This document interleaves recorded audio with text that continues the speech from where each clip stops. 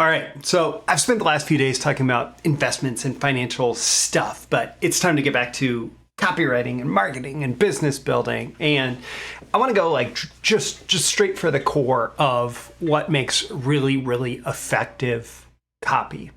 And that is proof, credibility, believability.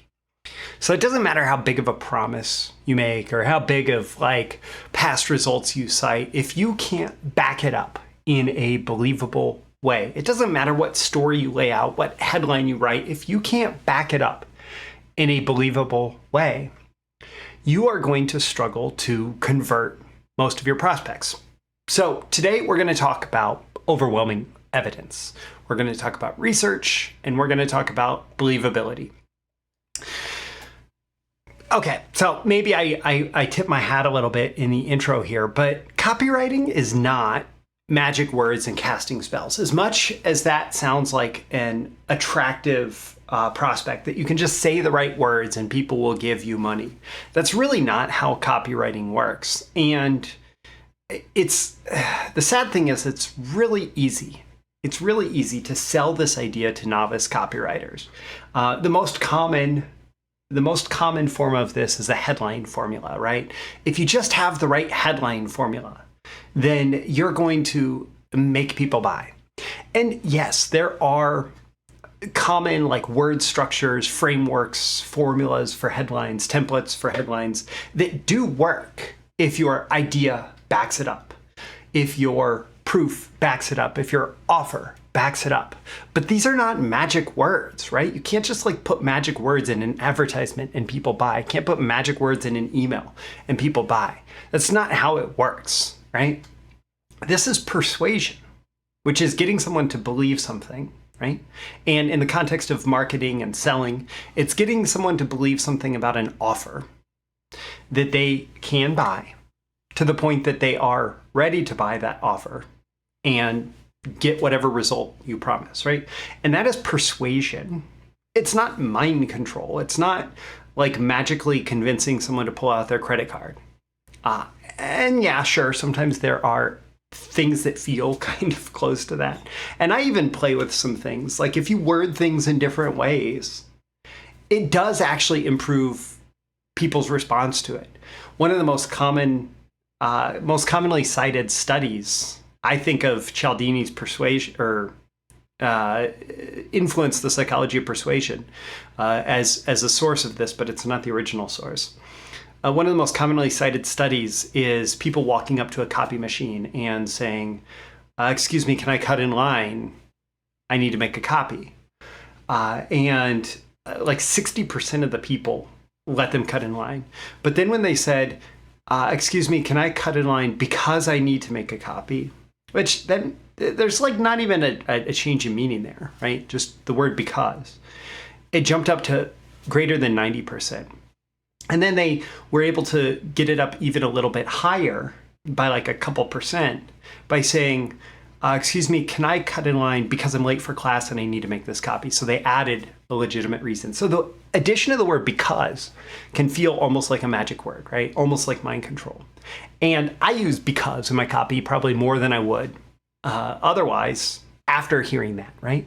But it's still not a magic word. It's still not casting a spell, right? I'm not going to get someone to pay $100, $1,000, whatever, because I use the word because. I need more. I need more. If I'm going to make a claim, if I'm going to make a promise, if I'm going to tell you that you can get some result, it is up to me to satisfy the burden of proof. Now, this is a legal term, right?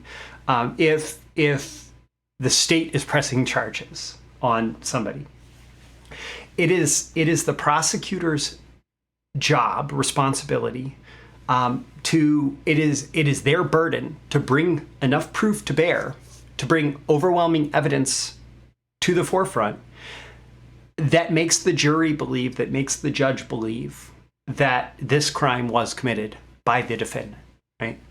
And so as a copywriter, and I've heard this said many times by many really good copywriters, and I agree with them, you're like just as good, if not better, pretending you're a lawyer versus thinking of yourself as a copywriter as you're putting together your message. Your prospect is the judge and jury about whether your offer is worth their money, right? So they're going to make a decision. They're going to come to a verdict about whether or not your offer is something they should take action on today. Your thing is something they should buy today. And so you need to gather overwhelming evidence that supports the verdict of them taking action. And you're going to present the overwhelming evidence to them, right? And so the burden of proof is on you. You need to prove that everything you say is true and that they need to take action on this today. You're going to present the overwhelming evidence and you're going to ask them to take action. Now, what kind of evidence? I have an entire course on 26 types of proof, credibility, and believability. You can check the link in the description for that. But basically, you want to prove that whatever you say is true. You want to prove that the voice of your promotion is credible. You want everything to be believable. And that's on you. That's on you as the copywriter. And mostly, we layer on believability through facts, through like the truth, right? And it needs to support the idea. If you have a big idea behind your promotion, you need to support it with facts. If you, whoever the voice is of the promotion, you need to give credibility to that person as somebody worth listening to about whatever the subject is, right? You need proof that the offer is going to do what you say it's going to do, right? It's going to get the person the result. It's going to solve their problem and it's going to help them pursue an opportunity, right? And so you gather all of those facts. You gather this overwhelming evidence in support of your message.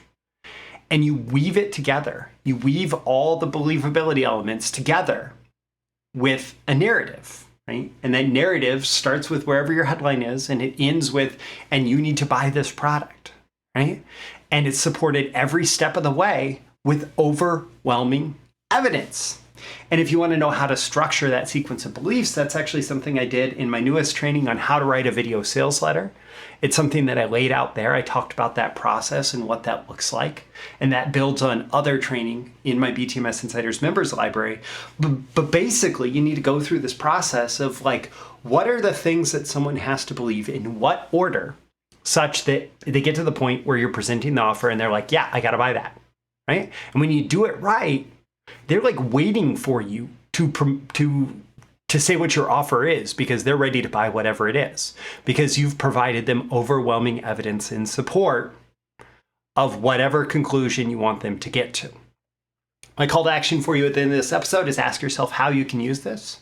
How can you use this going forward in your copywriting and your marketing messages? Don't forget to like and subscribe so you can get more content like this delivered to you. You can subscribe here and also check the links in the description. I am including links to proof, credibility, and believability, how to write a video sales letter, and both of those are part of the BTMSinsiders All Access Pass, which is, it gives you access to my streaming library of copywriting and marketing courses. Pay one low fee, you get access to everything. I'm Roy Furr, this is Breakthrough Marketing Secrets, and I'll catch you again in the next episode. See you soon. Thank you once again for tuning in to this daily episode of Breakthrough Marketing Secrets. Remember, check out the links with this episode for even more value. Now make sure you like, comment, share, subscribe, and engage in every way you can to keep this show going and growing and delivering daily value to you.